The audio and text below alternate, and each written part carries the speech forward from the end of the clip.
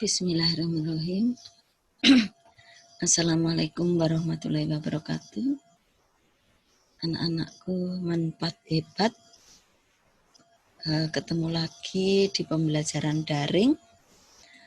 Apabila pertemuan sebelumnya kalian sudah mempelajari tentang hidrokarbon atau senyawa hidrokarbon, di antaranya bagaimana cara mengidentifikasi adanya unsur karbon dan hidrogen dalam senyawa karbon, kemudian kekasan atom karbon, jenis-jenis atom karbon, sudah kalian pelajari, dan berdasarkan analisis dari tugas-tugas yang kalian upload, sudah tuntas atau memenuhi ketuntasan minimal atau KKM.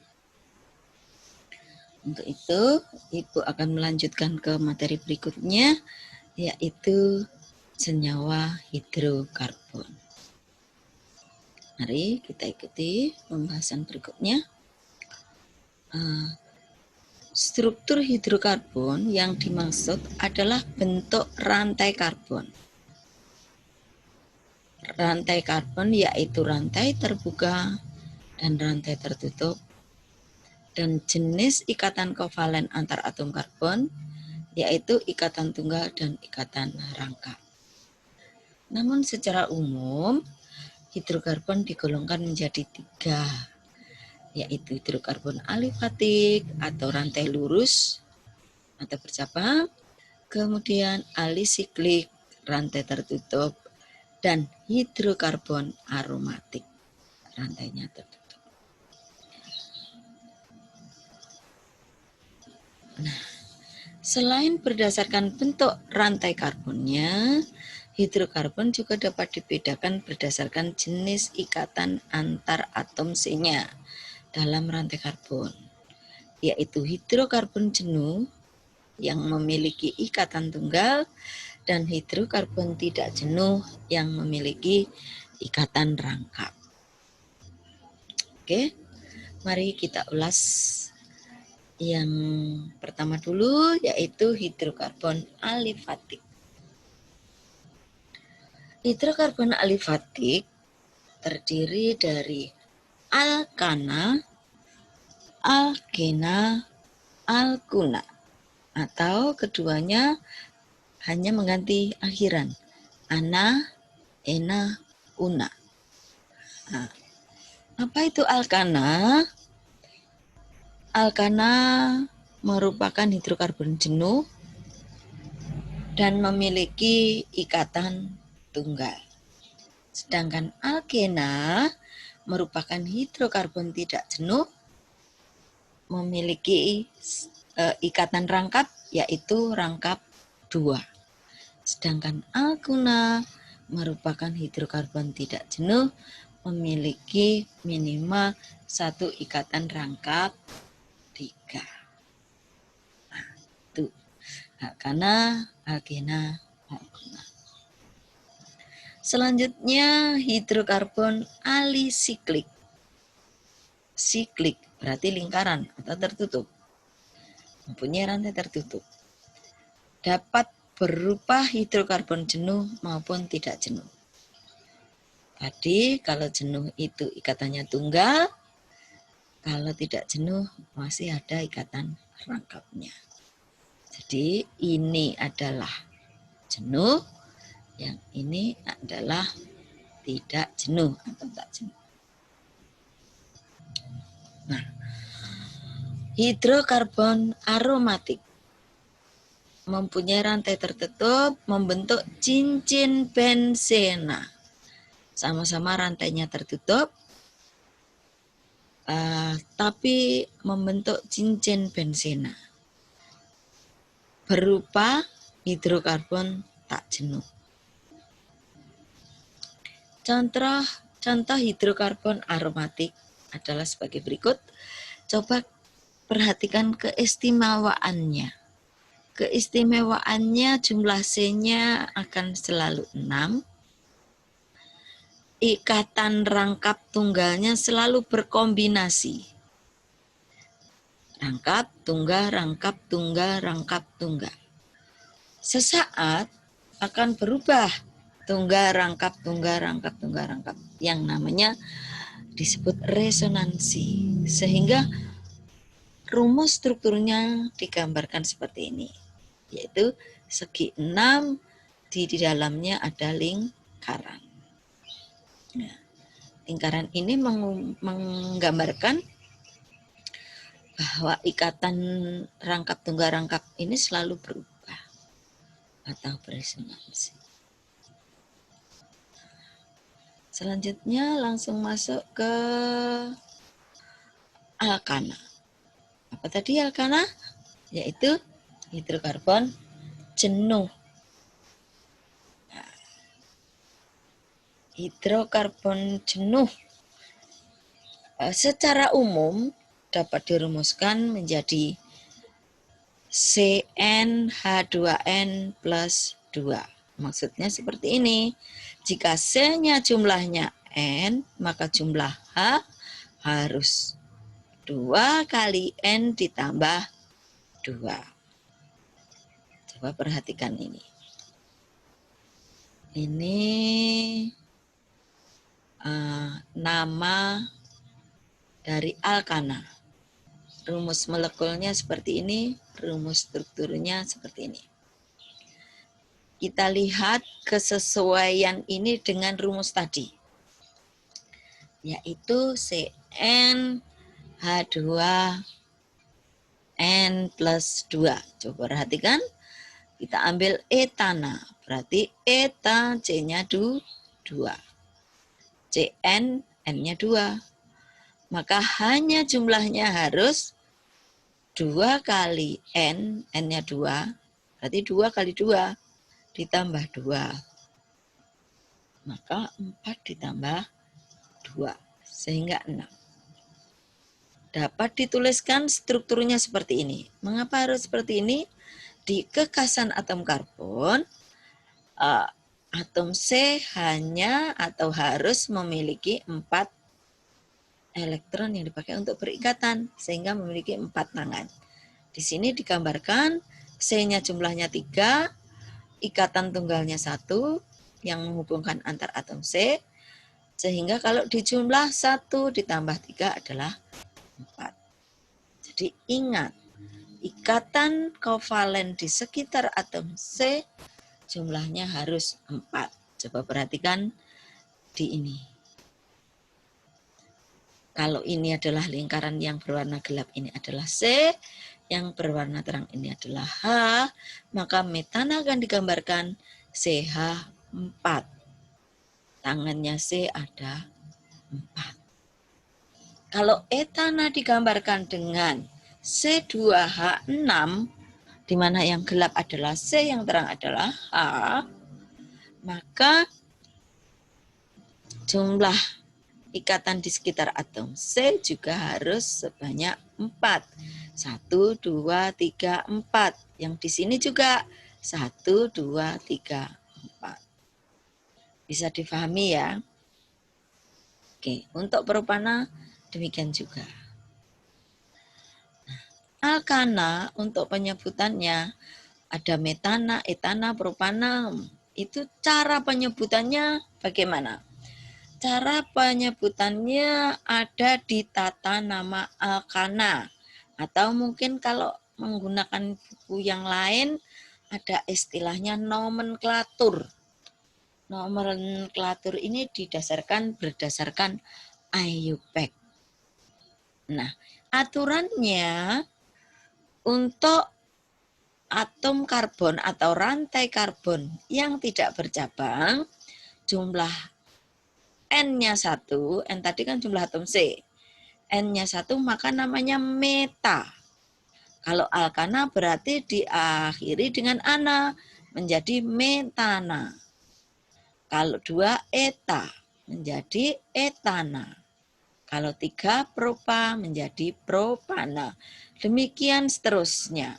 1 meta, 2 eta, 3 propa, 4 buta, 5 penta, 6 heksa, 7 hepta, 8 okta, 9 nona, 10 deka. Kalau untuk alkana berarti tinggal nambahi akhiran ana. Metana, etana, propana, butana, pentana, heksana, heptana, oktana, nonana, dan dekana. Itu untuk rantai tidak bercabang. Tata nama untuk rantai tidak bercabang. Untuk rantai bercabang, agak rumit sedikit ini anak-anak.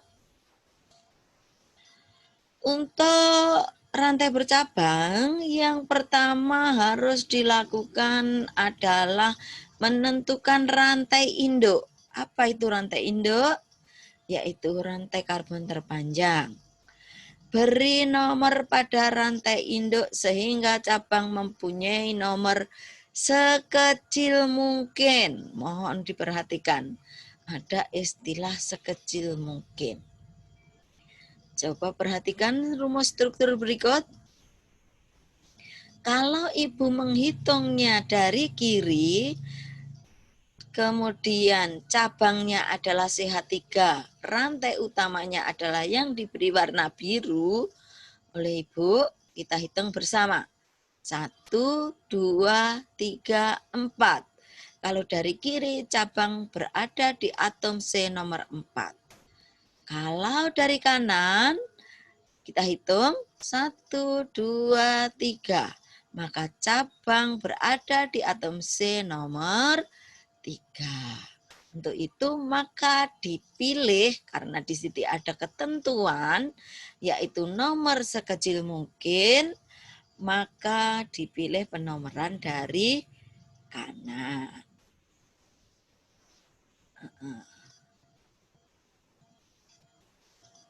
Nah, bagaimana pemberian namanya? Kalau sudah bisa menentukan rantai induk, nomor cabang harus sekecil mungkin. Kita ikuti langkah berikutnya. Rantai induk diberi nama alkana sesuai dengan jumlah atom C yang dimiliki oleh rantai induk. Kita hitung. Atom C yang dimiliki oleh rantai induk yaitu atom C yang diberi warna biru oleh ibu. 1, 2, 3, 4, 5, 6. Tadi kalau 6 adalah heksana. Maka nanti atom induknya atau rantai induknya adalah heksana. Cabang merupakan gugus alkil dengan rumus CnH2n plus 1. Kalau alkana kan CnH2n plus 2. Kalau alkil hanya hilang 1, dipakai untuk berikatan nanti. Ini ada garis di sini nih. Dan diberi nama alkil sesuai jumlah atom C dalam cabang tersebut. Kalau tadi C1 itu meta, C2 eta, 3 propa, 4 buta. Itu kalau pada alkana maka diberi metana, etana, propana, butana. Kalau pada alkil yang nanti akan digunakan sebagai cabang, akhiran ana diganti il. Sehingga kalau jumlah atom C-nya 1, namanya metil, etil, propil, butil. Mari kita perhatikan bersama contoh berikut. Rantai induk. Tadi sudah dihitung. 1, 2, 3, 4, 5, 6. Ada 6 atom karbon. Maka namanya heksana. Gugus alkil sebagai cabang, C-nya jumlahnya 1. Maka namanya metil. Metil terikat pada atom C nomor berapa? Nomor 3. Sehingga ditulis 3 metil. Nama senyawanya akan menjadi 3 metil heksana. Tuh. Itu kalau jumlah cabangnya hanya 1. Nah, bagaimana kalau jumlah cabangnya lebih dari 1? Jika terdapat 2 atau lebih jenis alkil atau cabang, nama-nama alkil disusun menurut abjad. Coba perhatikan. Tadi yang pertama harus menentukan rantai induk. Rantai induknya berapa? 1, 2, 3, 4, 5.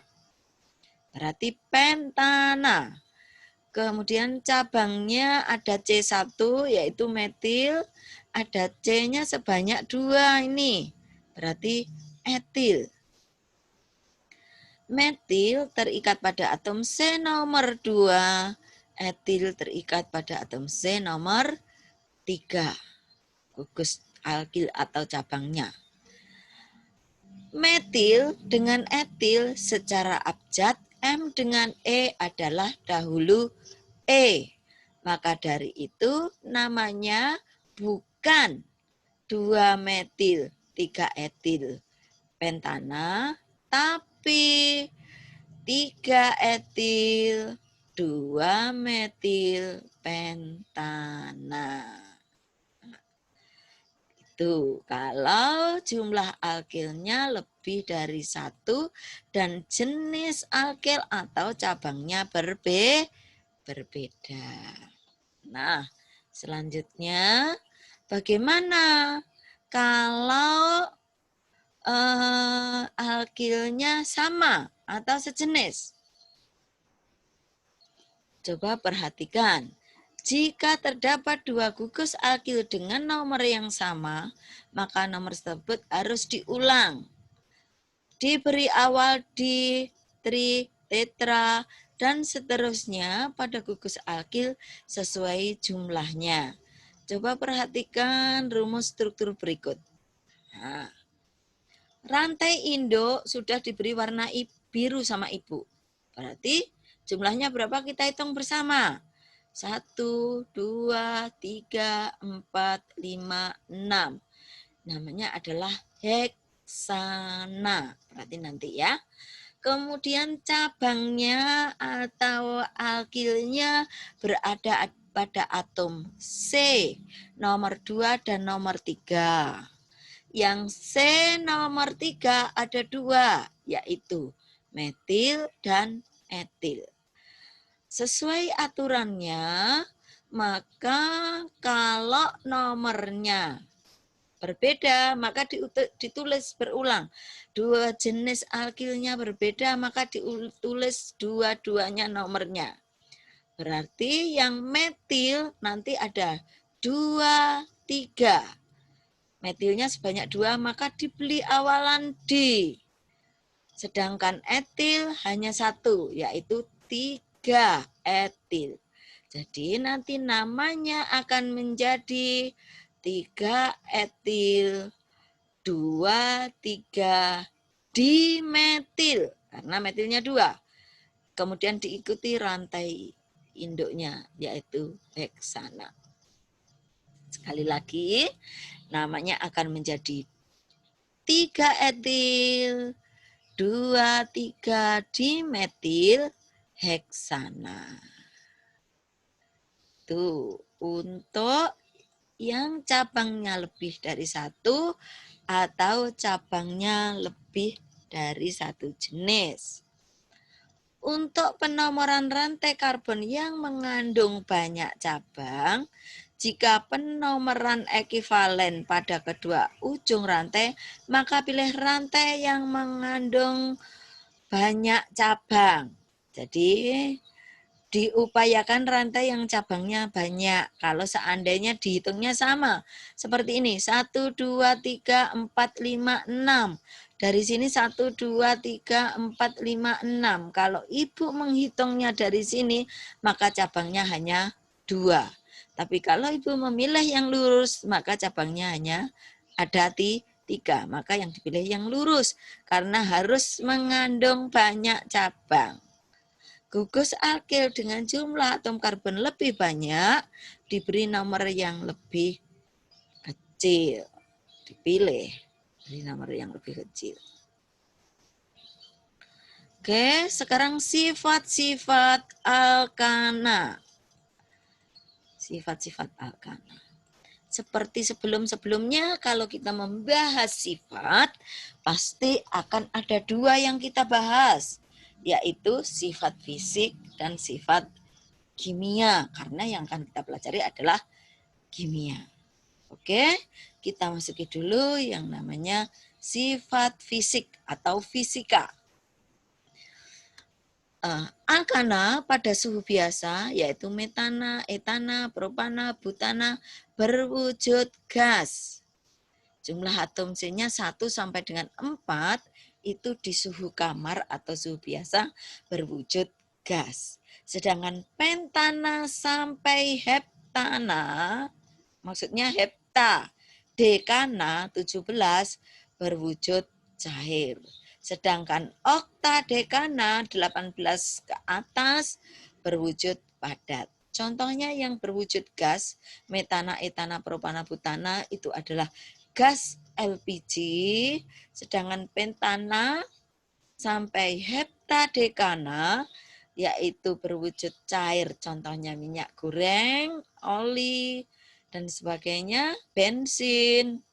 Sedangkan oktadekana dan seterusnya berbentuk padat, contohnya adalah margarin atau mentega padat. Alkana tidak larut dalam air. Pelarut yang baik untuk alkana adalah benzena, karbon tetraklorida, dan alkana lainnya, misalnya ether dan sebagainya. Kalau mau dibuktikan dalam kehidupan sehari-hari, bila kalian mencampurkan antara minyak dengan air, maka tidak akan bisa larut. Itu contoh dari alkana tidak larut di dalam air.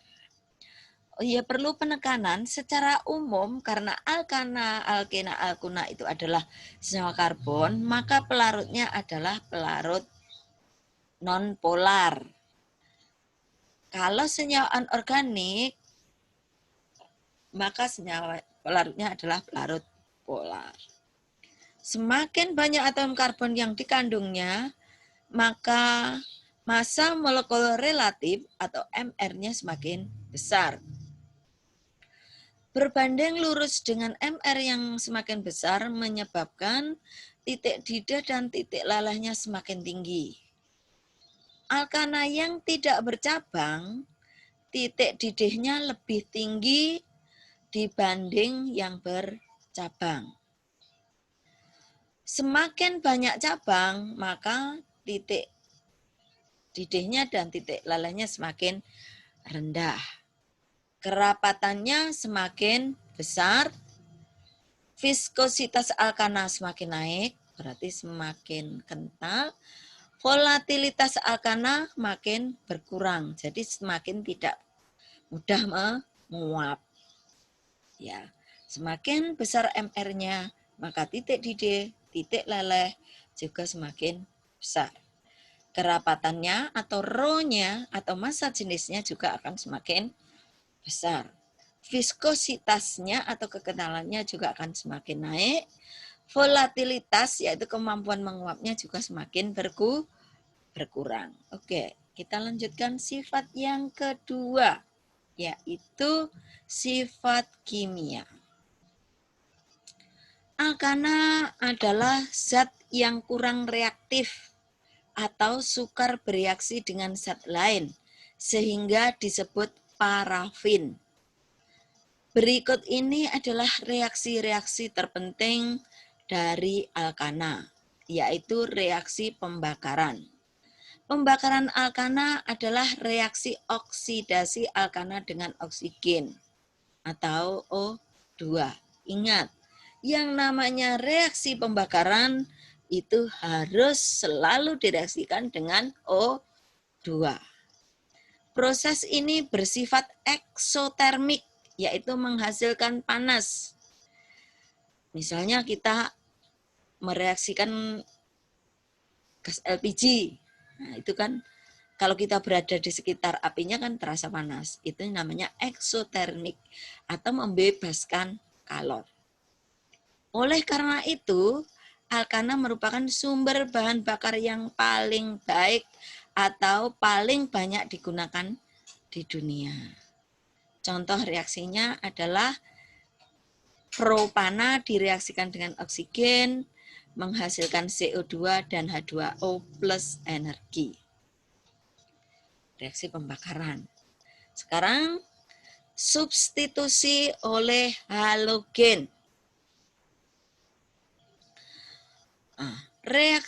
Pada reaksi ini, satu atau lebih atom karbon pada alkana diganti dengan atom halogen.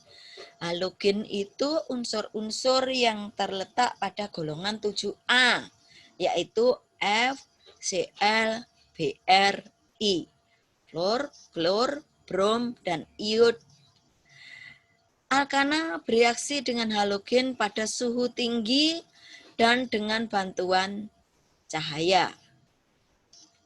Kalau di udara biasanya dengan bantuan petir. Coba kita perhatikan reaksi alkana dengan klorin atau gas klor. Namanya klorinasi. CH4, satu atom H disubstitusi oleh satu atom Cl membentuk CH3Cl atau klorometana plus HCl atau asam klorida. Kalau yang disubstitusi itu 2, maka namanya diklorometana. Demikian seterusnya, yang disubstitusi 3 namanya triklorometana, dan yang disubstitusi semua atom C disubstitusi maka membentuk tetraklorometana. Kegunaan alkana.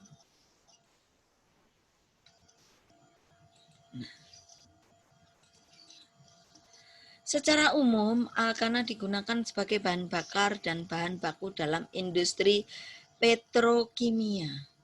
Industri petrokimia itu semua industri yang mengolah bahan berasal dari minyak mentah atau crude oil.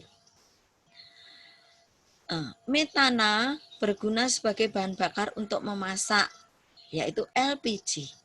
Dan bahan baku pembuatan zat kimia seperti H2 dan NH3 atau amonia. Etana berguna sebagai bahan bakar untuk memasak, yaitu LPG. Selain metana berarti ada etana, dan sebagai refrigeran dalam sistem pendinginan 2 tahap untuk suhu rendah. Apabila pendinginan dengan air tidak mencukupi, biasanya digunakan ini, etana. Kemudian selanjutnya, propana merupakan komponen utama gas LPG untuk memasak dan bahan bakusnya organik. Butana berguna sebagai bahan bakar kendaraan dan bahan baku karet sintetis. Oktana merupakan komponen utama bahan bakar kendaraan bermotor, yaitu bensin. Isomer atau keisomeran pada alkana. Sebelum masuk ke keisomeran, kita harus memahami dulu apa itu isomer. Pada prinsipnya, isomer itu memiliki rumus molekul yang sama, tapi rumus strukturnya yang berbeda. Sehingga jenis isomernya dinamakan keisomeran struktur atau isomer rangka. Kita coba lihat isomer pada butana, yaitu C4H10. Yang pertama adalah normal butana, yang kedua adalah 2-metil propana atau sering disebut isobutana. Nah, demikian anak-anak. Sementara saya terangkan dulu sampai dengan alkana. Untuk alkena, alkuna kita teruskan di pertemuan berikutnya. Selamat belajar, kerjakan tugas yang diberikan oleh Ibu. Wassalamualaikum warahmatullahi wabarakatuh.